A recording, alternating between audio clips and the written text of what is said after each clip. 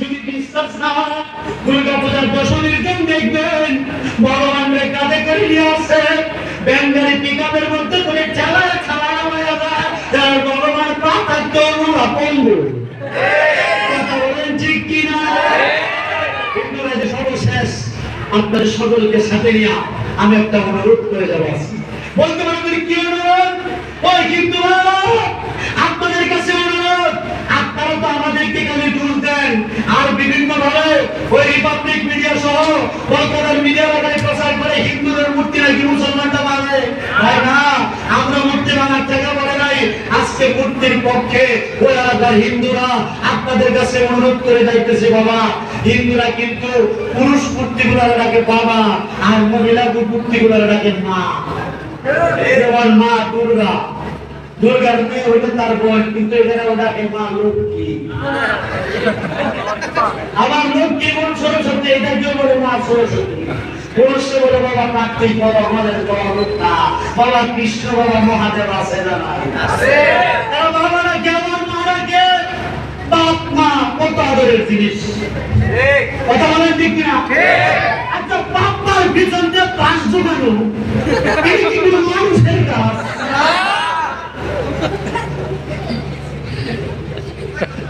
আমি কি মূর্তির বিরুদ্ধে বলছি?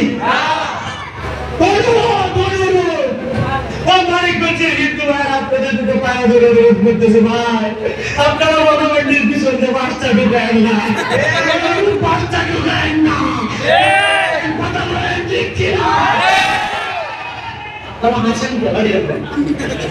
আমি দিছি, আমার কোন সাথী ভাইরা দিছে, আমার কোন মুজাহিদ ভাইরা, বিএনপি ভাইরা, জামাতের ভাইরা, আমলিগের ভাইরা, পীরের মুরিদরা, আমার হুজুরা দিছে। বাচ্চা কি লোকে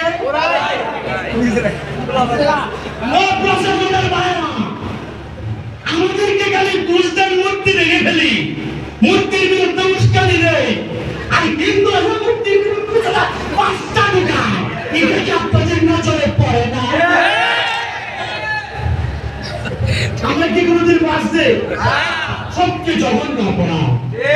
কথা বলেন ঠিক কিনা? এদের চাইতে বড় অপরাধী যারা রড ঢোকা। শুনছেন না আপনারা? এই দেশে ভাস্কর্য বানাইছিল বঙ্গবন্ধু, জুতার পিতা শেখ মুজিবুর রহমান। নাম্বার শুনছেন নাকি আপনারা?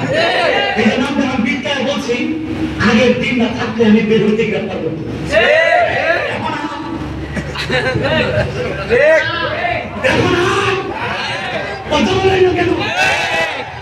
বঙ্গবন্ধুরা ভাস্কর্য বানায় কিসেদের বন্ধুকে অ্যাটাক করেছে? এটা আওয়ামী লীগের না, আওয়ামী লীগের জানতো না।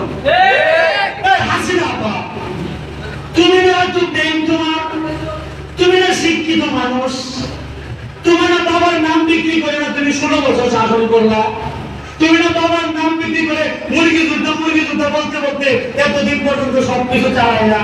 তো বাপের পিছন দেয়া হিন্দু হত বাবার পিছনে পাশ দিল, আর তুমি হাসিনা মুসলমান নাম দেয়া তুমি বঙ্গবন্ধুর পিছন দেয়া তুমি রক্তটা কেমন ঢুকাইলা। দেখছেন?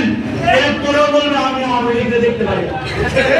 কত ভালোবাসতাম আওয়ামী লীগকে আমরা, যাতে করে তার বাপের পিছনে রক্তটা ঢুকায়। এদের আমরা আন্দোলন করলাম, ভাস্কর্য বিরোধী আন্দোলনের কারণে ওরা আমাদেরকে জেলে ঢুকাইল, আমরা জেল কেটেছি, কিন্তু স্বৈরাচার শাসনের সামনে মাথা নত করি নাই। তোমরা পাশ ঢুকাও আর রড ঢুকাও, এটা তোমাদের ব্যক্তিগত ব্যাপার, কিন্তু ইসলামের দিকে যদি আঙ্গুল বাড়াও, এই বাংলার লোক থেকে ইসলামকে যদি নিশ্চিহ্ন করতে চাও, যদি সংবিধান থেকে রাষ্ট্রধর্ম ইসলামকে মুছে ফেলতে চাও, আল্লাহর কসম তোমাদের নাম ছাড়া এই বাংলার বুকে আমরা রাখবো না।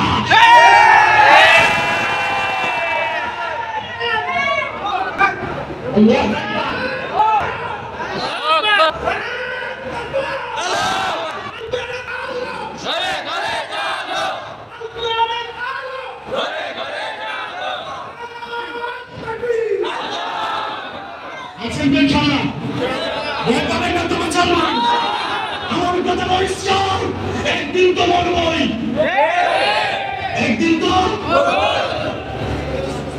ওসামা সাহেব আসছে? জি। হুজুর আসছে? না